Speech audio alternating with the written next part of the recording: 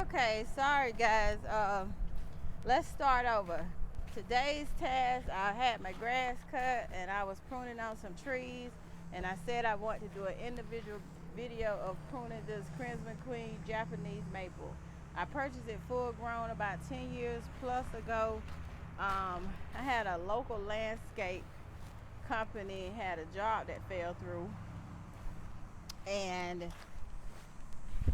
the homeowner purchased 8 trees. I guess it may have been on put down a deposit or something. Well, the landscape job went through and he sold these trees for 75% off. I could kick myself for not getting more than one, but I only purchased one, this one. And my uncle helped me plant it about 10 years ago. They told me how deep and how wide the hole needed to be. My uncle brought this home on his trailer because they told me they would charge me $200 to deliver and $250 to plant it properly. Well, I asked them would they be so kind to give me the measurement for the depth and width, and I could get that hole dug probably in 2-3 days. I wet the hole. I have red clay. Got it done. My uncle brought the tree. We got it. I backfilled it with some Miracle-Gro as well as some tree and shrub dirt, and it's been healthy ever since. What lets you know this tree is healthy is the leaves come back every year, as well as I do use ironite once a year at the base and just water it in, or let the rain water it in.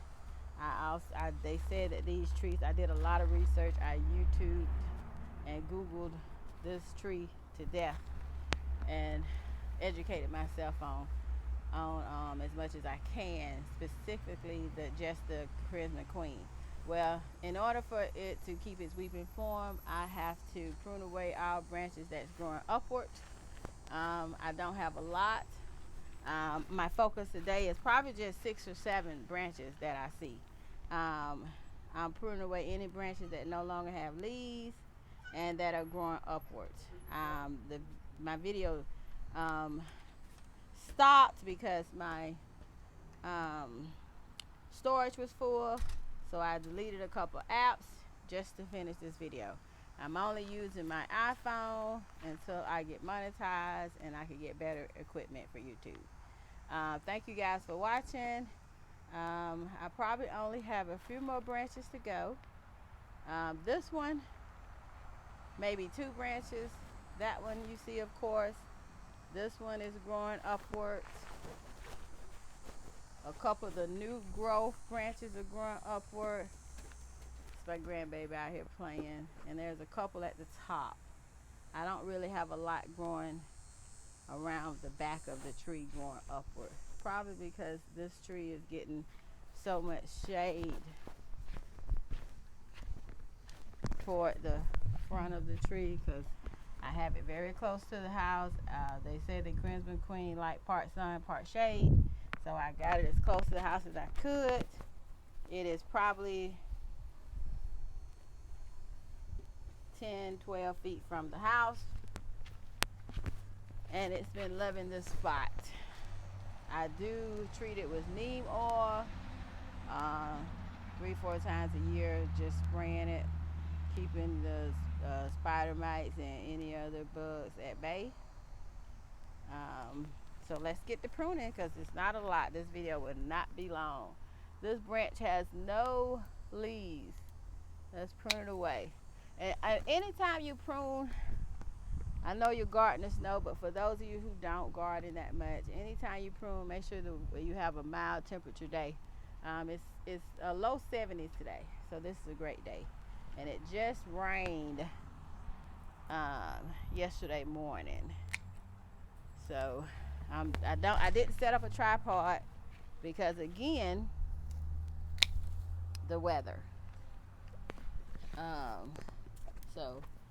I could prune these branches by hand because the thickness, they're not that thick.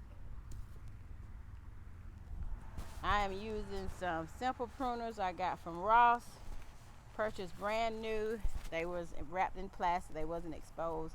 But I did spray them with Lysol before I started this job. I used them early on other trees, but I got a paper towel and I pruned them. I cleaned them with Lysol.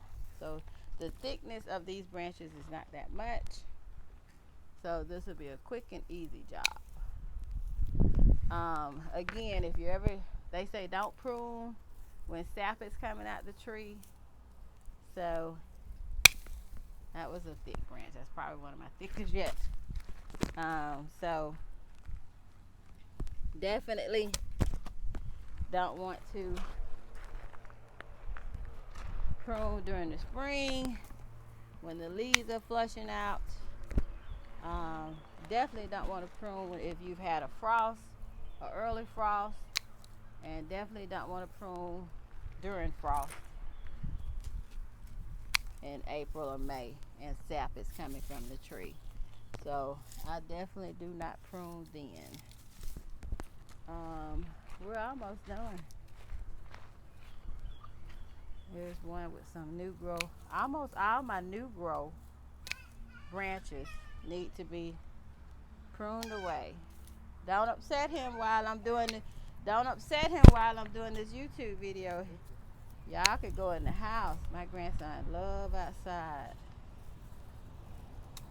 And my son has tried to take him in twice and he just cries. But his little cheeks are getting rosy. So I didn't put any sunburn on it because I didn't think we would be out here that long. I had the grass cut today and I saw how mild temperature it was, and I looked at this tree. I said, let me get to pruning, get this job done quickly, and I could go back in the house, get him out of this weather.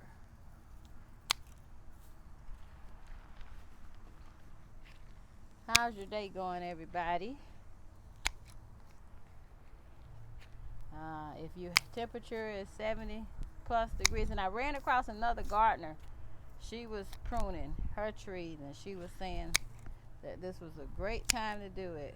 It is mid-September 2023. So these trees are very easy to maintain. I would love to get a professional out here and prune it. My pruning technique for this tree is just to prune away the branches growing upward, and also keep the branches from dragging on the ground. It's dead, Dora. And keep the branches from so don't even let him get on it, because his little car, the battery's dead. I gotta charge it. That'll just get him upset for another reason while I'm trying to film this video. I just try to cut away the branches going upwards. They say that these trees don't like fertilizer, and I simply just do Ironite once a year.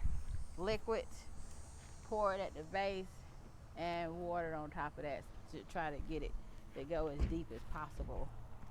I don't want to get too happy. You know how sometimes you get the pruning when you only really need to prune away 5 branches, and by the time you're done, your tree is bare. We're not going to do that today because I am ready to go in. Well, that's about all that I pruned. I'm not going to try to get up close on top of this tree. I'm going to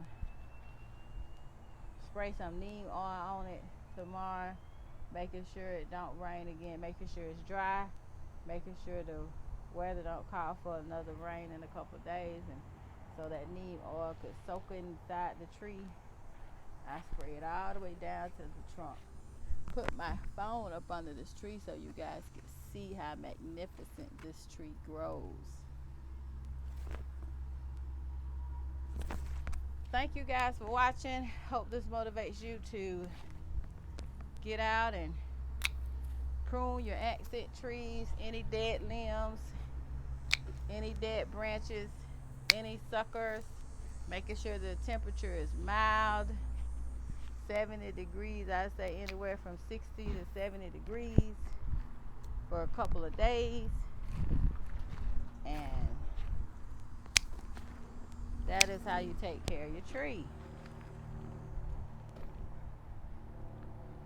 So let's stand back and see how the tree shape is formed. What I would like for a professional to do is to shape it in more of a Japanese form, where you could look into the tree and see the trunk and the thicker branches.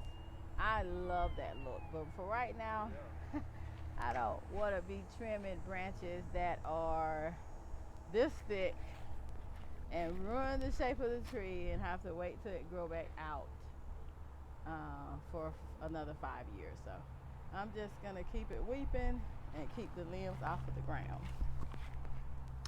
So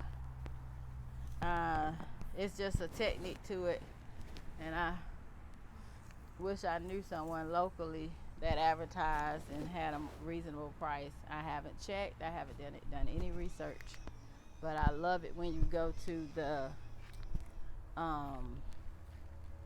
nurseries, private nurseries that specialize in full-grown Japanese maple trees, and I love how they've shaped the trees.